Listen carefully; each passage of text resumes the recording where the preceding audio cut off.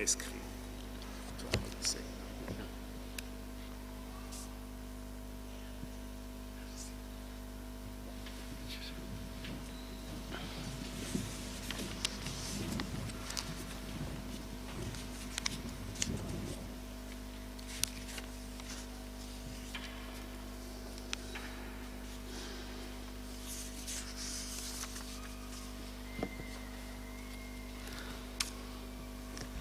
Frères et sœurs bien-aimés de Dieu, bonsoir. Bonsoir.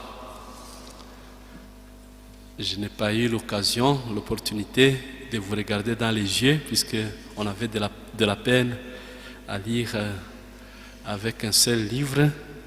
Mais souvent, quand on lit la Passion et qu'on regarde les chrétiens en face, on lit dans leurs yeux la souffrance, la tristesse, et surtout l'angoisse de voir comment Jésus peut être ainsi traité, le Seigneur de gloire, comment on peut le maltraiter, comment on peut le faire du mal. Le cœur de l'homme, il est malade et compliqué.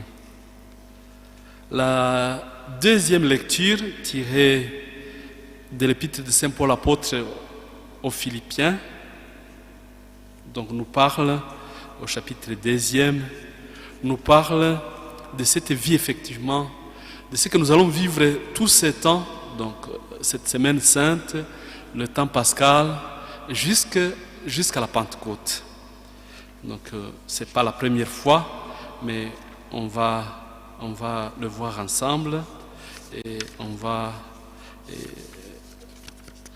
lire et vous montrer comment nous avons le programme de toute cette, le programme liturgique de tout ce temps qui est devant nous.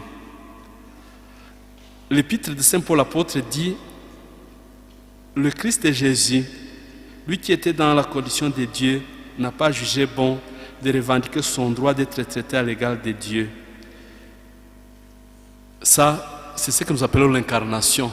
L'incarnation, c'est ce mystère, le Christ qui a quitté le ciel pour nous, pour venir nous sauver, partager notre souffrance, partager notre malheur, pour nous racheter, pour notre rachat. Lui qui était dans la condition de Dieu, il n'a pas jugé bon de revendiquer son droit d'être traité à l'égal de Dieu, mais au contraire, s'est dépouillé à lui-même, en prenant la condition de serviteur. Ça, c'est ce que nous allons vivre le jeudi saint, quand Jésus va se ceindre d'un tablier et va laver les pieds de ses disciples. Un travail servile qui était jusque-là un travail d'esclave. Et Jésus qui s'est fait esclave pour nous, qui lave nos péchés et qui s'occupe de notre partie, surtout de la partie virile, les pieds. Devenu semblable aux hommes et reconnu comme un homme à son comportement, il s'est abaissé lui-même en devenant obéissant jusqu'à mourir, et à mourir sur une croix. Ça, c'est le vendredi saint. Le vendredi saint, on sera avec le Christ qui va accepter de mourir pour nous. Là aussi, c'était une mort de malfaiteurs, une mort de nos citoyens, c'est-à-dire ceux qui n'étaient pas romains. Un Romain ne pouvait pas, celui qui avait la nationalité romaine ne pouvait pas être traité ainsi, ne pouvait pas être crucifié. Lui qui s'est fait pécher pour nous, il a accepté de mourir pour nous sauver, pour nous délivrer du mal. Il s'est abaissé lui-même en devenant obéissant jusqu'à mourir, et à mourir sur une croix. C'est pourquoi Dieu l'a élevé au-dessus de tout nom, et lui a conféré le nom qui surpasse tous les noms. C'est la résurrection. Il est ressuscité, il a vaincu la mort, et il a vaincu notre péché et le mal. afin qu'au nom de Jésus, aux cieux, sur terre et dans l'abîme, tout être vivant tombe à genoux. Là, nous voyons les mystères de l'ascension. Quand tous ceux qui voyaient Jésus monter au ciel s'agenouillaient et regardaient le ciel. Ils disaient, vous allez regarder le ciel jusqu'à quand? Et que toutes les langues proclament Jésus-Christ est le Seigneur pour la gloire de Dieu, la gloire de Dieu le Père. Ça, c'est le mystère de la Pentecôte, quand toutes les langues du monde entier vont acclamer la bonne nouvelle du salut. Et les disciples, chacun écoutera les louanges du Seigneur dans sa propre langue. La préface que nous allons écouter dans la liturgie nous dit, alors qu'il était le Christ qui était innocent, il a voulu souffrir pour les coupables que nous sommes. Souffrir pour un homme juste, déjà, c'est pas facile. Mais souffrir pour les coupables. Alors qu'il était innocent, il a voulu souffrir pour les coupables que nous sommes. Et sans avoir commis le mal, il s'est laissé juger comme un criminel. En mourant, il a détruit notre péché. En ressuscitant, il nous fait vivre et nous sanctifie. À nous d'accueillir la joie d'être enfant de Dieu, à nous d'accueillir, d'entrer dans ces mystères pascals avec reconnaissance et avec joie. Mais souvent, nous n'acceptons pas, nous n'adhérons pas. Et ces mystères, cet échange merveilleux où le Christ vient nous donner sa divinité et nous de lui donner notre humanité. Donc, il dit, je viens vous donner la divinité, donnez-moi votre humanité, et nous on résiste, on ne veut pas céder. Je compare souvent cela, cette attitude, notre attitude de pécheresse, notre attitude de l'homme qui ne veut pas changer, et à un homme à qui on proposerait de l'or, et il refuserait, il s'accrocherait à son plastique. Donc cet échange merveilleux, lui il veut nous donner sa divinité pour que nous, on lui donne aussi notre humanité. Mais nous on résiste, on ne veut pas lâcher, on ne veut pas céder. Au cours de cette Eucharistie, au cours de ces mystères pascals qui commencent, nous allons prier, nous allons demander au Seigneur pour que nous acceptions, nous adhérions à accepter la croix et surtout le salut du Christ.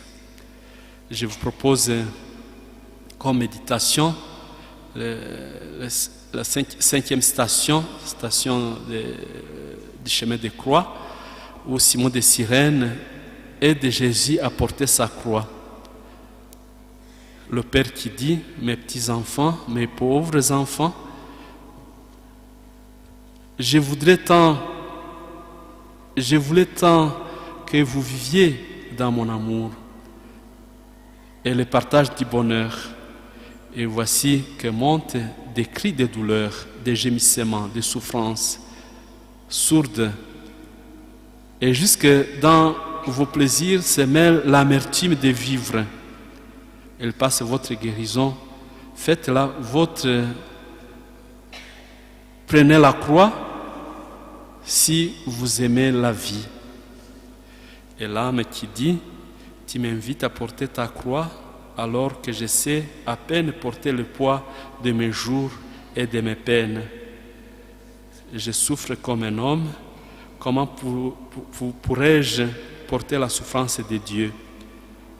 Mais tu me dis que ton fardeau ne m'écrasera pas, qui dilatera mon cœur, et que parce que j'aurai partagé la croix des nôtres, ma tristesse se changera en joie, et cette joie-là, personne ne pourra me la ravir. Et Jésus qui nous dit, mon corps c'est ton corps, mon corps est immense, et toutes les croix ne sont qu'une seule croix. et toutes les souffrances ne font plus qu'une et se reposent sur mon épaule et pèsent sur mon cœur.